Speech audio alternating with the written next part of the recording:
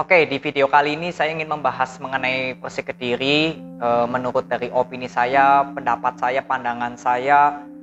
Jadi kenapa kemarin lawan Madura United saya nggak buat video reviewnya. Lalu bagaimana peran Renan Silva di 4 pertandingan bersama Persik Kediri. Dan apakah Coach Javier Roca perlu dipertahankan atau tidak bersama Persik Kediri. Saya langsung bahas dulu dari kekalahan 0-1 dengan Madura United. Kenapa saya nggak buat video reviewnya? Karena sangat menarik untuk saya melihat line up yang diturunkan. Kenapa Persik Kediri terlalu fokus memainkan 3 gelandang bertahan? Arthur Irawan, Taufik, Adi Eko ini dimainkan bersamaan. Yang artinya Persik Kediri lebih cenderung fokus ke bertahan, bukan menyeimbangkan antara menyerang dengan bertahan. Di sektor lini penyerangan ini hanya menampilkan Yohannes Pahabol, Renan Silva, dan juga Jennerson.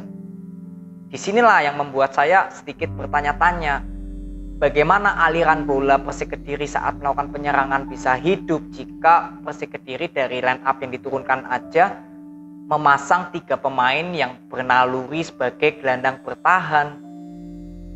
Alhasil ya benar saja di babak pertama aliran bola Persik Kediri untuk melakukan penyerangan gak hidup sama sekali. Dan saya nggak bisa melihat apakah kontribusi dari Renan Silva cukup bagus apa enggak. Karena memang support yang diberikan dari pemain tengah Persik Kediri ini sangat minim. Jadi hanya terpaku kepada Yusuf dan Akil untuk melakukan overlap. Hanya itu saja yang bisa dimanfaatkan Persik Kediri dalam melakukan penyerangan. Dan saat melakukan pertahanan ya sangat bagus. Bahkan permainan dari Madura United ini sulit menembus ke pertahanan dari Persik Kediri karena 7 pemain bertahan dari Persik Kediri. Dan kenapa akhirnya Persik Kediri kebobolan juga itu karena kesalahan dari pemain Persik Kediri yang baru kick off babak kedua dimulai ya kalau boleh saya katakan. Itu salah passing tapi bolanya langsung bisa diambil oleh Esteban Vizcarra. Jadi proses golnya ini hampir sama dengan proses gol dari Ejezari saat Persik Kediri imbang 1-1 dengan Bayangkara. Itu boleh saya katakan proses golnya hampir sama.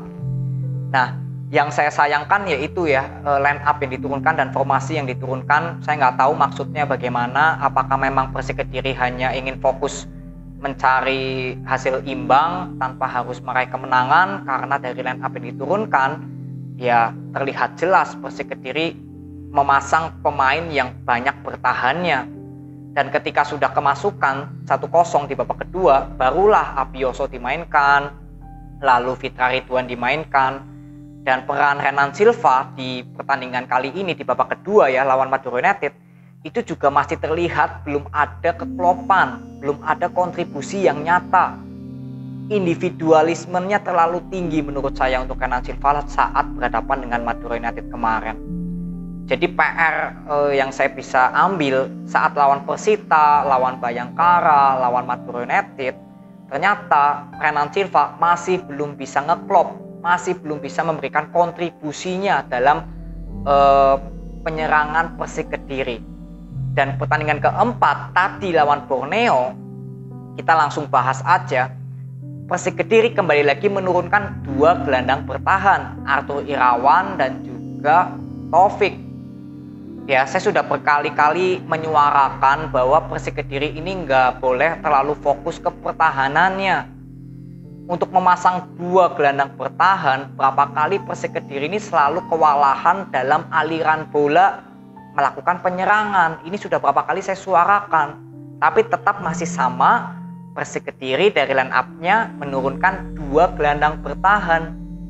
Alhasil di babak pertama memang Persik Kediri banyak melakukan peluang.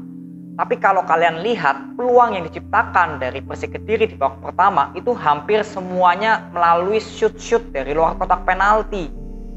Dari Renan Silva yang bolanya off target. Mendapatkan free kick juga, free kicknya selalu off target, bolanya nggak tahu kemana. Taufik juga ada satu momen melakukan shoot dari luar kotak penalti, bolanya masih off target. Abioso juga cukup bagus ya penampilan Abioso yang berhasil melakukan overlap ke dalam, intercept ke dalam. Ya paling dari Abioso aja yang peluang golnya benar-benar paling berbahaya itu Abioso. Sisanya nggak ada sama sekali yang berbahaya untuk gawang Borneo karena shootnya off target semua. Jadi di babak pertama ya permainan dari Persik Kediri dengan Borneo ini boleh cenderung seimbang. Persik Kediri juga saat melakukan penyerangan, Renan Silva nggak terlihat hidup perannya di babak pertama. Lalu di babak kedua, di sini Adi Eko bermain menggantikan Arthur Irawan. Lalu Taufik juga digantikan oleh Bayu Otto. Nah, saya baru melihat jujur saja permainan dari Bayu Otto dan Adi Eko bermain bersama. Ternyata Bayu Otto dan Adi Eko ini bisa mengalirkan bola sampai ke depan, sampai melakukan penyerangan. Jadi kalau kalian amati penyerangan dari Persik Kediri dari belakang sampai ke depan itu bisa melalui bola possession ketika Adi Eko dengan Bayu Otto bisa saling meng-backup. Tapi kembali lagi ketika bola diterima oleh Renan Silva ya sudah hilang bolanya. Ketika Persik Kediri unggul dulu gol yang diciptakan oleh Yusuf, itu proses golnya itu karena Abioso dari kiri masuk ke tengah untuk memberikan umpan wancu terhadap Akil. Itu proses terjadinya gol dari Yusuf. Jadi nggak ada kontribusinya Renan Silva di situ. Nah, yang saya lihat walaupun memang Persik Kediri kalah ya 1-2 dan gol yang diciptakan oleh Borneo ini kan melalui set play bola mati ya. Tapi kembali lagi saya nggak fokus masalah menang atau kalahnya. Tapi yang saya lihat adalah skemanya dulu ini Persik Kediri ini bagaimana. Dan ternyata dari 4 pertandingan inilah termasuk lawan Borneo tadi, yang paling terlihat jelas adalah Renan Silva di pertandingan tadi itu menjadikan beban menurut saya untuk penyerangan Persik Kediri. Berapa kali skema penyerangan Persik Kediri yang sudah dibangun dengan rapi dari Adi Eko, lalu Bayu Otto, Yusuf, Akil, lalu ada Yohanes Pahabol, Abioso ya. Itu justru rusak skema permainannya jika Renan Silva mendapatkan bola. Ini terlihat jelas dari pertandingan tadi lawan Borneo. Sebenarnya lawan Madura United sudah terlihat, tapi kan babak kedua ya Persik Kediri baru bermain attack. Dan permainan tadi ketika Bayu Otto dan Adi Eko bermain itu terlihat jelas di situ bahwa Renan Silva adalah menurut saya ya, ini opini saya, sejauh ini perusak skema permainan dari Persik Kediri. Ini di luar dari kalian setuju atau enggak, saya hanya bahas skema penyerangannya ya Persik Kediri. Itu Renan Silva benar-benar menjadi perusak skema permainan dari Persik Kediri karena aliran bola ini nggak hidup lagi ketika Renan Silva mendapatkan bola. Entah bolanya mau dibawa kemana, di-shoot sendiri, atau pelanggaran. Ini menurut opini saya. Dan bagaimana jika Renan Silva dipaksakan bermain seperti ini terus, ini dampaknya akan ke Coach Javier Roca. Karena Coach Javier Roca dengan melihat Persik Kediri yang nggak bisa move on ya, dalam arti kata nggak bisa mencetak gol, mencuri kemenangan, ya pastinya kan pelatih dulu yang akan disalahkan, yang akan dipertanyakan. Bagaimana nih? Kok Persik Kediri justru di bawah dari Coach Javier Roca nggak memberikan nilai plus untuk Persik Kediri sejauh ini? Apakah Coach Javier Roca ini patut dipertahankan atau enggak jadinya? Kan seperti itu ya, bermunculan opini-opini dari supporter dari Persik Kediri. Nah, kita harus flashback sedikit. Bagaimana Coach Javier Roca di musim lalu bisa memberikan strategi permainan dari Persik Kediri yang boleh saya katakan cukup berhasil. Bagaimana skema permainan dari Persik Kediri ini cukup bagus saat membangun penyerangan.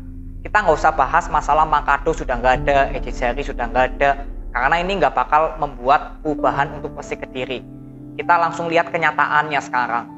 Ada Renan Silva, ada Jenderson, gitu ya, sebagai penggantinya Makado dan Ejizari. Jadi kita nggak usah kayak menyalahkan yang masa lalu. Tapi yang kita ambil adalah pembuktian dari Coach Javier Roca sebagai pelatih Persik Kediri di musim lalu yang bisa memberikan permainan yang bagus. Artinya kan kualitas dari Coach Javier Roca ini kan kalau boleh saya katakan nggak perlu terlalu teka-tekikan ya, atau nggak dipercaya karena sudah terbukti gitu loh. Coach Javier Roca bisa memberikan permainan yang bagus. Tapi justru ketika adanya Renan Silva, skema permainan dari Coach Javier Roca ini nggak hidup. Artinya skema dari strateginya Coach Javier Roca justru dirusak oleh perannya Renan Silva. Apakah Coach Javier Roca patut dipertahankan? Kalau menurut dari hati saya, ya iya, Coach Javier Roca patut dipertahankan. Tapi apakah Coach Javier Roca bisa saja out dari Persik Kediri? Ya bisa saja jika misalkan nggak bisa mengubah atau menyatukan gaya permainan Renan Silva dengan strateginya Coach Javier Roca. Jadi jika misalkan ya, ini misalkan aja, saya berandai-andai, Renan Silva dengan dimainkan terus tapi nggak memberikan perubahan untuk permainan dari Persik Kediri, ya jangan salahkan jika Coach Javier Roca akhirnya akan tidak dipercaya oleh Persikmania. Tapi jika Coach Javier Roca akhirnya bisa memberikan keputusan, misalkan ya udah Renan Silva nggak dimainkan, atau misalkan Renan Silva diberikan psikologinya agar bisa merubah permainannya atau jalan keluarnya lah ya untuk bisa menemukan solusi dari strategi dan tipenya Renan Silva, itu mungkin bisa memberikan hasil positif untuk Coach Javier Roca. Tapi ini bisa menjadi bumerang juga untuk Coach Javier Roca-nya mempertahankan kualitas kepelatihannya jika dirusak skema permainannya karena pemain ini, Renan Silvanya. Jadi ini menurut saya pilihan yang cukup sulit. Apakah Coach Javier Roca ini perlu dipertahankan atau enggak? Ini pilihan yang cukup sulit untuk saya karena skema permainan Persik Kediri di bawah dari Renan Silva ini nggak terlihat berkontribusi, nggak terlihat jalan. Strateginya Coach Javier Roca ini apa? Skema serangannya Persik Kediri ini nggak terlihat di 4 pertandingan ini ada. Ya ini yang saya lihat karena Renan Silvanya. Karena ketika nggak ada Renan Silva, Coach Javier Roca di musim lalu buktinya bisa memberikan permainan yang bagus untuk Persik Kediri. Skema penyerangannya Persik Kediri terlihat hidup di musim lalu. Jadi inilah yang menurut saya review yang saya harus berikan, kritik dan juga saran. Karena kalau saya memberikan kritik, pastinya saya juga akan memberikan saran. Jadi saran saya ya antara mengorbankan Renan Silva atau justru ini bisa menjadi bumerang untuk masa depan Coach Javier Roca menjadi pelatih Persik Kediri jika memaksakan Renan Silva terus dimainkan tanpa ada perubahan dari Renan Silvanya dan juga solusi antara Renan Silva dengan strateginya Coach Javier Roca. Inilah yang perlu saya berikan kepada kalian semua, karena 4 pertandingan Persik Kediri tanpa kemenangan dan hanya mencetak 2 gol, satunya dari Titik Putih dan 1 gol diciptakan tadi dari Yusuf, seorang bek kiri. Ya, jadi inilah yang saya harus bahas, saya harus berikan kepada Persikmania. Kenapa dari kemarin saya nggak buat video? Karena saya masih sabar untuk menyimpulkan seperti ini ya, menyimpulkan Renan Silva adalah perusak skema penyerangan Persik Kediri. Ini yang saya harus sampaikan. Dan mungkin ada pertanyaan juga yang sedikit saya ingin jelaskan. Kenapa ini semuanya karena Jenderson sebagai striker Persik Kediri yang tumpul. Ya, saya belum bisa mengomentari Jenderson bagus atau enggaknya. Kita lihat dulu lah Abioso dan Yohanes Pahabol. Bagaimana Abioso bersama Persela Lamongan di musim lalu. Saya lihat statistik datanya bisa menciptakan lebih dari 5 gol untuk Persela Lamongan. Dan juga Yohanes Pahabol bersama Persipura Jayapura menjadi top skor. Tapi bagaimana kita lihat di atas lapangan bersama Persik Kediri, sama sekali belum mencetak gol dari 2 pemain yang di musim sebelumnya membela timnya masing-masing menjadi pemain yang mencetak gol paling banyak, terutama dari Yohanes Pahabol di Persipura dan Abioso di Persela Lamongan yang bisa memberikan 5 gol lebih untuk Persela Lamongan. Ya kita lihat apakah memang benar perkataan saya, analisa saya bahwa Renan Silva sebagai perusak skema penyerangan dari Persik Kediri saat melakukan penyerangan. Kita akan terus lihat dan kita akan terus pantau. Besok Persik Kediri akan bertamu ke PSIS Semarang, lalu ke PSS Sleman, dan setelah itu menghadapi Bali United. Saya sudah mulai aktif untuk melakukan konten prediksi skor ya. Jadi saya akan membuat prediksi skor ini di atas pertandingan ke-6. Jadi pertandingan ke-7 saya sudah akan bahas prediksi skor dari data yang dimiliki. Jadi semoga untuk Persik Kediri bisa merubah statistik datanya dari skema permainan terutama di lini serangnya yaitu Renan Silvanya. Ya, ini aja video yang saya bisa bahas, yang saya bisa review. Semoga semangat jajati tetap ada dimiliki oleh seluruh pemain dari Persik Kediri, karena saya nggak melihat jiwa jajati itu ada di Renan Silva. Terutama tadi lawan Borneo, saya nggak melihat jiwa jajati itu ada di Renan Silvanya. Ya, jadi ini aja video. Mohon maaf jika ada perkataan saya yang salah. Ini semua benar-benar dari opini saya sendiri, pendapat saya sendiri.